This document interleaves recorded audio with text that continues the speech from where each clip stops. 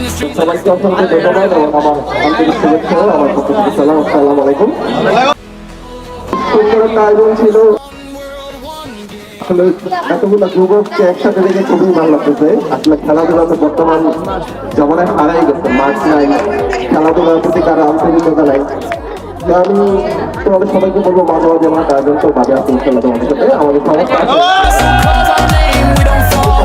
আরো খেলা থেকে নাকি সবাই অনেক মজা পাইছে, অনেক উৎসাহ হাত থাকবে, যারা হাঁটছে তারা মন খারাপ করে না, যারা নিচ্ছে তারা তো ভালো, যারা হাঁটছে আবার নিচ্ছে তারা নিচ্ছে। এবং আমি আয়োজন করবো সবাই আমাদের সমস্ত সুযোগ থাকবে ইনশাল্লাহ। সবাই ভালো থাকবো, সুস্থ থাকবো এই কামনা করে আমার বক্তব্য শেষ করছি। আসসালামু আলাইকুম।